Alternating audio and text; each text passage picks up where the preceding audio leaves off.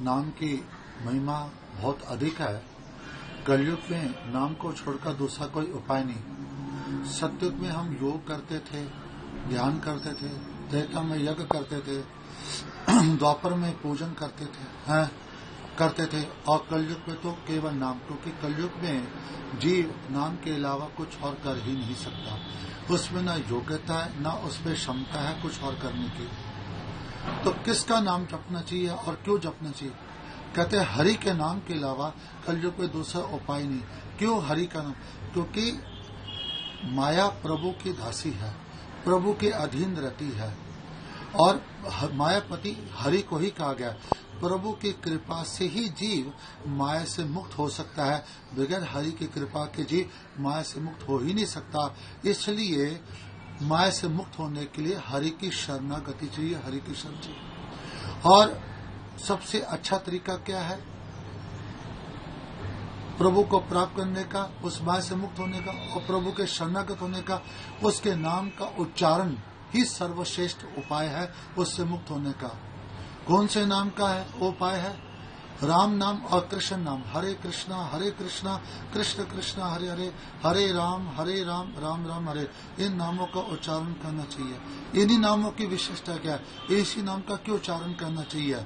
इसलिए क्योंकि राम नाम 3 अक्षर से बना है, र, अ और म। ये बीज है, बीज में पूर्ण शक्ति है। बीज में से ही फल निकलती, पेड़ निकलता है, उसी में से फल है, उसी में से रस निकलता है। तो राम नाम 3 अक्षर से बना हुआ है, र, अ और म। ये कहते हैं ये कृषाणु, भानु और हिमकर का हेतु है।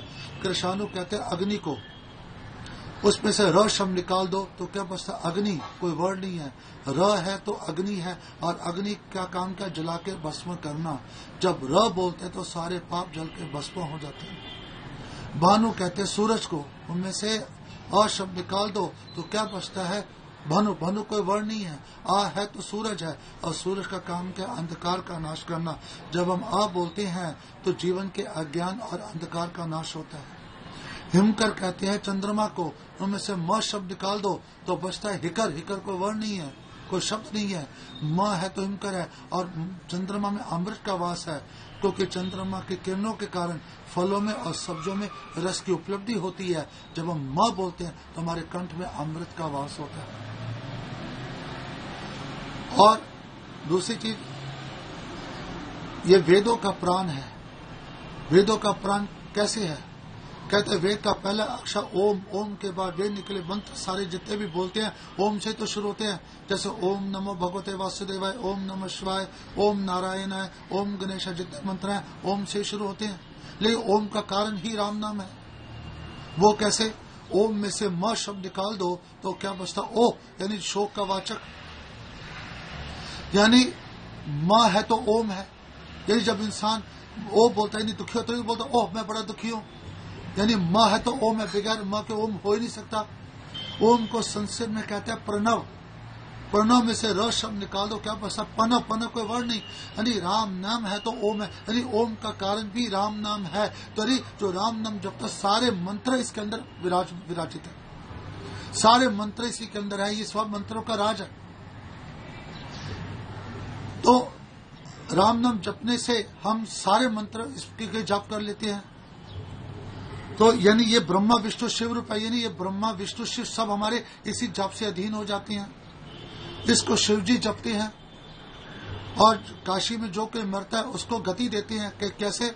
राम नाम की वजह से राम शंकर जी उसके काम में राम नाम को उपदेश करते हैं, जिसके सुनने से वो मुक्त हो जाता है। जो मनुष्य राम नाम जपता है, यह सुनते हुए शरीर त्यागता है, उसको वही गति मिलती है जो काशी मरने से होती है।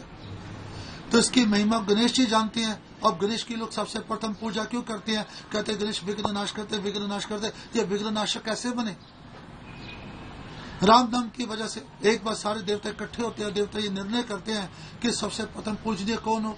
सभी अपनी अपनी पूजा करवाना चाहते हैं और सभी अपनी पूजा करवाना चाहते हैं। ये निर्णय पर नहीं पहुंचे कौन पूजनीय हो। फिर ये निर्णय लिया गया जो ब्रह्मांड की परिक्रमा करेगा वो सबसे प्रथम पूजनीय का।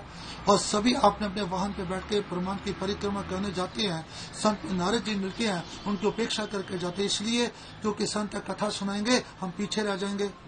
गणेश जी विचार के देवता होने के नाते इन्होंने जाके नारद जी को प्रणाम किया। नारद जी ने पूछ दिया कि आप मुझे क्यों प्रणाम करो? कहते मैं संत का निरादर नहीं करना चाहता हूँ, तो ये क्यों दौड़ रहे हैं अपने को पुजवाने के लिए? तो आप भी चाहते हो कि आपकी पूजा, चाहता मैं भी मेरी पूजा हो, लेकिन संत का निरादर करके नहीं। भले मेरी पूजा न चलेगा लेकिन मैं संत का निरादर नहीं करूंगा। तो उन्होंने कहा क्या करें? ब्रह्मांड की परिक्रमा। ब्रह्मांड का कारण क्या है? चंद्रमा, सूर्य और अग्नि। और इनका कारण क्या है? अभी जो समझा, राम नाम र और म। तो कहते बीच की परिक्रमा करी, पूरे ब्रह्मांड की परिक्रमा की। उन्होंने कहा इस राम नाम को लिखो, न राम नाम को कहते राम नाम की परिक्रमा करो। जो ही गणेश जी राम नाम की परिक्रमा करते हैं, प्रत्येक देवता देवते गणेश जी उनके आगे दौड़ रहे हैं, उनको पकड़ने का प्रयास करें। जब निर्धारित स्थान पहुंच देते गणेश जी पहुंच चुके हैं, तो गणेश जी इसलिए सर्वपूजनीय है, प्रथम पूजनीय क्योंकि राम नाम का जाप करते हैं, राम नाम की परिक्रमा की है। इससे जो मनुष्य राम नाम का आश्रय, वो इतना आगे बढ़ जाता है, इतना आगे बढ़ जाता है कि कोई उसे पीछे कर नहीं सकता, वो सर्व पूजनीय बन जाता है संसार के अंदर। फिर गणेश जी को विघ्न विनाशक क्यों कहा गया? गणेश जी ने महाभारत लिखी है जिसमें भगवत गीता आती है। उन्होंने भागवत अपने हाथों से लिखी है जिसमें कृष्ण के गुणों का गान किया गया है। वो हरि की कृष्ण की महिमा को जानते हैं। ब्रह्म संहिता में लाइन आती, यद पात पल्लव युगम विनिदा कुंभ द्वंद्व सम गनादि राय विघ्ना विंतम अलमसे गोविंदम आदि पुरुषम तम हम नमावि। उन्होंने कृष्ण जी के चरणों को उठा के अपने सिर पे रखा और कृष्ण जी की स्तुति करने लगे। जो ही कृष्ण जी की स्तुति करनी शुरू कर दी, कृष्ण जी इतने प्रसन्न हो गए कि मेरे चरणों को उठा सिर पे स्तुति करता है। तो उन्होंने उसको कहा आज से तो विघ्न विनाशक हो गए। कृष्ण जी के चरणों को धारण करके विघ्न विनाशक बन सकते हैं। अगर हम कृष्ण जी के नामों को उच्चारण करेंगे तो क्या हमारे कष्ट दूर नहीं होंगे? क्या हमारे विघ्नों का नाश नहीं होगा? क्या हम पूजनीय नहीं होंगे? फिर दूसरी चीज, पार्वती को कितनी कृपा क्यों मिली है? वो शिव जी की अर्धांगिनी क्यों बनी है? कहते इसी राम नाम की वजह से। तो एक बार शिव पार्वती का, देवी मुझे भूख लगे, भोजन परोस के। उन्होंने भोजन परोस किया। उन्होंने कहा तू भी खा ले। कहते मुझे विष्णु सहस्रनाम का पाठ करना। कहते क्या जरूरत है? 1000 विष्णु और 1 राम नाम का एक ही फल है, तू रात दिन राम राम कर। उन्होंने राम राम करना शुरू किया। शिव जी तो मेरे इष्ट का नाम ले रही, मेरे इष्ट का नाम ले रही है। वो इतने प्रसन्न हो गए, उन्होंने उनको अपना आधा शरीर दे दिया। इसलिए अर्धनारीश्वर के रूप में दिखाई देते हैं। शंकर जी कहे आप उनकी फोटो देखोगे, आधे शिव आधे पार्वती, इस राम नाम की वजह से।